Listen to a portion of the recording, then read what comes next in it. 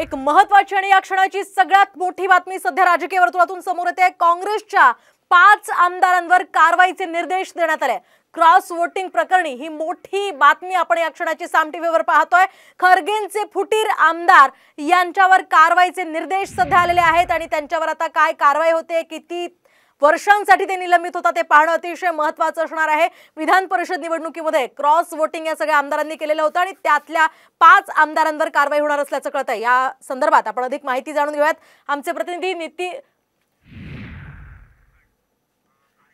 सुनील काळे यांच्याकडून। सुनील, काय सांगाल? आपण पाहतोय काँग्रेसच्या त्या 5 आमदारांवर कारवाई होणार असल्याची माहिती आहे, काय अधिकची माहिती या संदर्भात?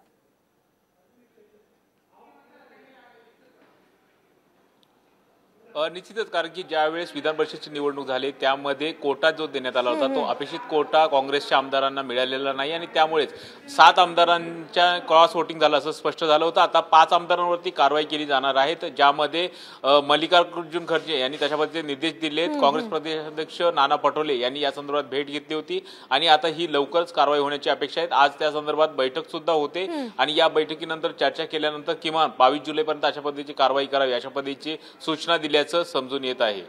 अगदी यामध्ये कोणाकोणाची नावे आहेत आपण पाहतोय सुनील, आणि या सगळ्या पार्श्वभूमीवर विधानसभेत याचा कसा परिणाम होईल हेही पाहणं तितकंच महत्त्वाचं असणार आहे। यामध्ये जितेश अंतापूरकर आहेत, जिशान सिद्दीकी आहेत, सुलभा खोडके आहेत, यासोबतच मोहन हंबिर्डे आहेत। या सगळ्या आमदारांवर आता कारवाईचे निर्देश मल्लिकार्जुन खरगे यांनी दिलेले आहेत आणि या सगळ्या पार्श्वभूमीवर विधानसभेच्या या सगळ्या निवडणुकांवर याचा कसा परिणाम होतो तेही पाहणं तितकंच महत्त्वाचं असणार आहे।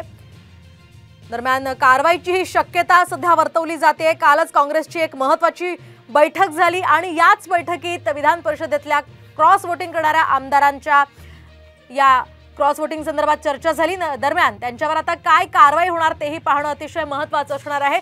सध्या ह्या 5 आमदारांची नावे यामध्ये समोर आलेली आहेत। आधी 7 आमदारांनी क्रॉस वोटिंग केल्याची माहिती समोर आलेली होती। पुन्हा एकदा आपण जाऊयात आमचे प्रतिनिधी सुनील काळे यांच्याकडे।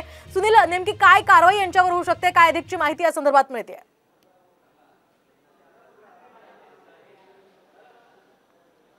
या आमदारांवर खरं तर पक्षातून बडतर्फ केलं जाऊ शकतं आणि 6 वर्षासाठी त्यांची हकालपट्टी पक्षातून केली जाऊ शकते, कारण की विधान परिषद जे आहे विधान परिषदच्या वेळेस क्रॉस वोटिंग झालं होतं। एक कडक संदेश द्यावा अशा पद्धतीची मागणी नाना पटोले यांनी केली होती, जेणेकरून आगामी काळामध्ये काँग्रेसचं विधानसभा इलेक्शन होत आहे आणि काँग्रेसकडून जास्तीत जास्त जागा येणं अपेक्षित आहे। जर समजा पक्षासोबत गद्दारी केली तर कशा पद्धतीनं चित्र निर्माण होईल आणि कडक कारवाई केली तर अशा पद्धतीचा संदेश जाईल, यासाठी ही कारवाई केली जाण्याची शक्यता आहे। अगदी नक्कीच धन्यवाद सुनील दिलेल्या या सविस्तर माहितीसाठी।